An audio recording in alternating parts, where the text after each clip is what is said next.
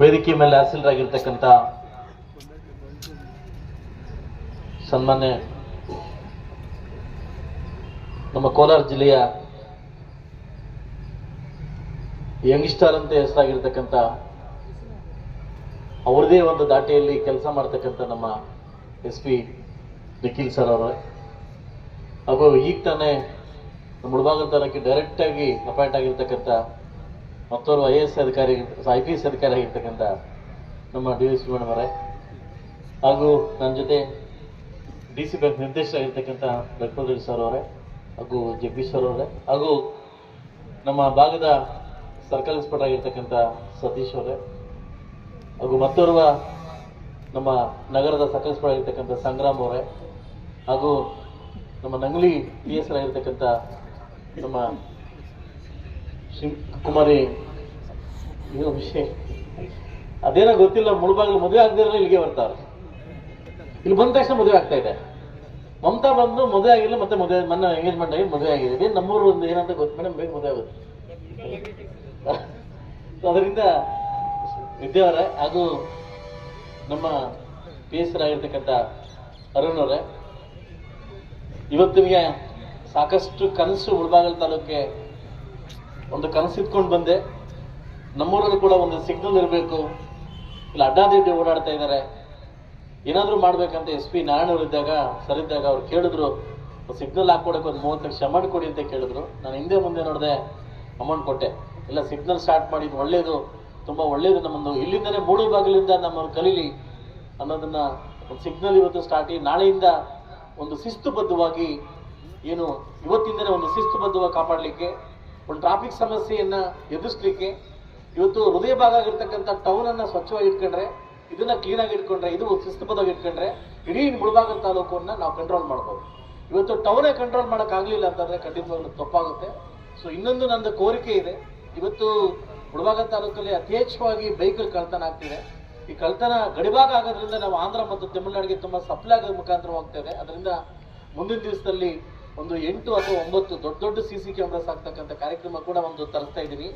ಯಾವುದೇ ಕಾರಣಕ್ಕೆ ಯಾವುದೇ ಭಾಗದಲ್ಲಿ ದಾಟಬೇಕಾದ್ರೆ CC ಕ್ಯಾಮ್ರಾ ನೋಡ್ಕೊಂಡು ದಾಟ್ತಕ್ಕಂಥದ್ದು, ಅದು ಕೂಡ ನನ್ನ ಅಂದಾಜಲ್ಲೇ ಮಾಡ್ಕೊಡ್ಲಿಕ್ಕೆ ನನ್ನ ಪೊಲೀಸ್ ಇಲಾಖೆ ಮತ್ತು ಮಾತಾಡೋದನ್ನ ವ್ಯವಸ್ಥೆ ಮಾಡ್ಕೊಡ್ತೀನಿ ಅಂತ ಹೇಳ್ತಾ, ಸೊ ಇನ್ನೊಂದು ದೊಡ್ಡ ಕನಸಿತ್ತು. ಯಾಕಂದ್ರೆ ಇವತ್ತು ಬಹುಶಃ ಈ ಕೆಲಸ ಯಾರು ಮಾಡ್ಲಿಕ್ಕೆ ಸಾಧ್ಯ ಇಲ್ಲ, ಅದು ಒನ್ನೊಳ್ಳಿ ನಮ್ಮ ನಿಖಿಲ್ ನಮ್ಮ SP ಅವರಿಂದ ಮಾತ್ರ ಸಾಧ್ಯ ಆಗಿದೆ.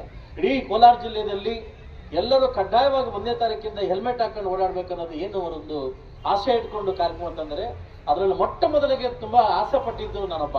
ನನಗೆ ತುಂಬಾ ಇಷ್ಟ ಆದ ಕಾರ್ಯಕ್ರಮ. ಯಾಕೆ ಹೇಳಿ, ಇವತ್ತು ಯಥೇಚ್ಛವಾಗಿ ಒಂದು ವರ್ಷಕ್ಕೆ 40ರಿಂದ 50, 56, 57 ಆಕ್ಸಿಡೆಂಟ್ ಆಗಿ ಪ್ರಾಣ ಕಳ್ಕೊಂತಾರೆ ಹೈವೇದಲ್ಲಿ.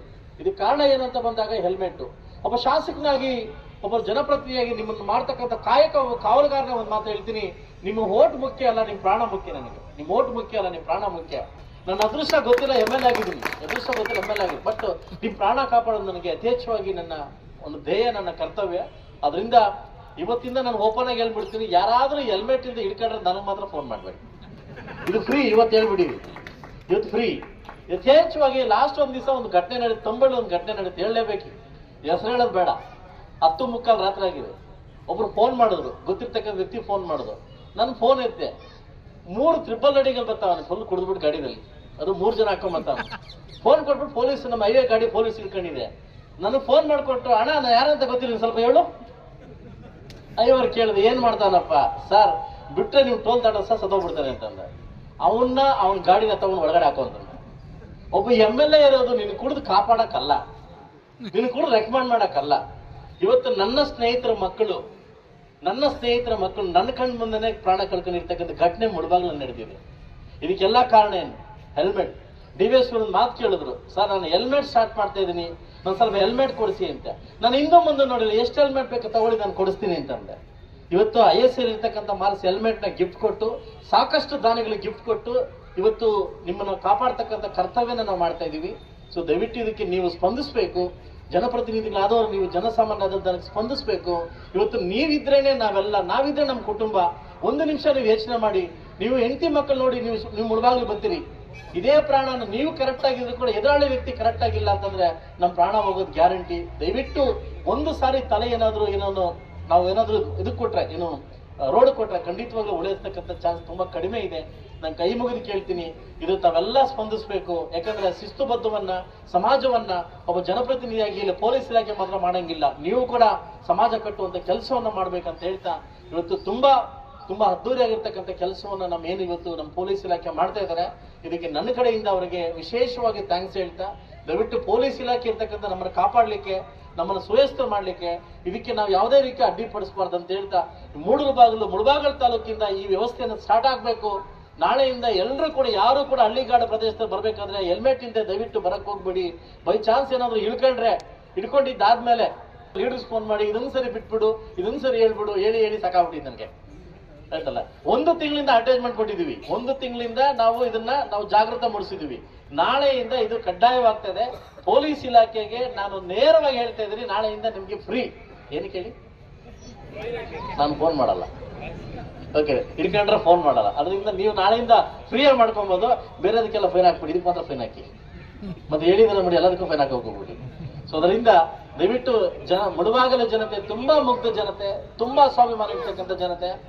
ನನಗೆ ಗೊತ್ತು ನಿಮ್ಮ ಏನಂತ ಗೊತ್ತು. ದಯವಿಟ್ಟು ನಾಳೆಯಿಂದ ಈ ವ್ಯವಸ್ಥೆನೆಲ್ಲ ಕಾಪಾಡಬೇಕು. ನಾಳೆಯಿಂದ ಸಿಗ್ನಲ್ ಲೈಟ್ಸು ತುಂಬಾ ಅದ್ದೂರಿಯಾಗಿ ಸಿಗ್ನಲ್ ಲೈಟ್ಸ್ ಆಗಿದೆ. ನಾಳೆಯಿಂದ ಪಾರ್ಕಿಂಗ್ ಸೋಮವಾರ, ಮಂಗಳವಾರ, ಬುಧವಾರ ಒಂದು ಕಡೆ ಪಾರ್ಕಿಂಗ್ ಮಾಡಬೇಕು, ಮತ್ತು 4 ಕಡೆ ಇನ್ನೊಂದು ಕಡೆ ಪಾರ್ಕಿಂಗ್ ಮಾಡಬೇಕು. ಸುವ್ಯವಸ್ಥಿತವಾಗಿ ಪಾರ್ಕಿಂಗ್ ಮಾಡಬೇಕು. ನಾಳೆಯಿಂದ ನಗರವನ್ನ ಸ್ವಚ್ಛತೆಗೊಳಿಸ್ತಕ್ಕಂಥ ನಾವು ಕರ್ತವ್ಯವನ್ನ ನಾವೆಲ್ಲರೂ ವಹಿಸ್ಕೊಬೇಕಂತ ಹೇಳ್ತಾ, ಈ ಕಾರ್ಯಕ್ರಮಕ್ಕೆ ನಮಗೆ ಬರಮಾಡಿ, ಇದು ಸುಮಾರು ದಿವಸ ಹಿಂದೆ ಆಗ್ಬೇಕಿತ್ತು. ಬಟ್ ನಾನು ಸರ್ SP ಅವ್ರ ಕೈಯಿಂದ ಮಾಡಿಸ್ಬೇಕು ಅಂತ ನಾಟ ತೊಟ್ಟಿದ್ದೆ, ಇವರೇ ಬರ್ಬೇಕಂತ ಹೇಳಿದ್ದೆ. ಇದು 2ನೇ ಸರಿ 3ನೇ ಸರಿ ಪ್ರೋಗ್ರಾಮ್ ಕ್ಯಾನ್ಸಲ್ ಆಗಿ ಅಂತೂ ಇಂತೂ ಇವತ್ತು ಒಳ್ಳೆ ದಿವಸ ಕಾರ್ಯಕ್ರಮ ಮೂಡಿ ಬಂದಿದೆ ಹೇಳ್ತಾ, ಈ ಕಾರ್ಯಕ್ರಮಕ್ಕೆ ಪ್ರತ್ಯಕ್ಷವಾಗಿ ಪರೋಕ್ಷವಾಗಿ ಹೆಲ್ಪ್ ಮಾಡತಕ್ಕಂಥ ಎಲ್ಲ ಪೊಲೀಸ್ ಇಲಾಖೆಗೂ ಹಾಗೂ ಎಲ್ಲ ಸಿಬ್ಬಂದಿವರೆಗೂ ಹಾಗೂ ಸಾರ್ವಜನಿಕರು ಥ್ಯಾಂಕ್ಸ್ ಹೇಳ್ತಾ, ಪೊಲೀಸ್ ಇಲಾಖೆಗೆ ವಿಶೇಷವಾಗಿ ಥ್ಯಾಂಕ್ಸ್ ಹೇಳ್ತಾ ನನ್ನ ಮಾತು ಮುಗಿಸ್ತಾ ಇದ್ದೀನಿ. ಎಲ್ರಿಗೂ ಒಳ್ಳೆಯದಾಗಲಿ.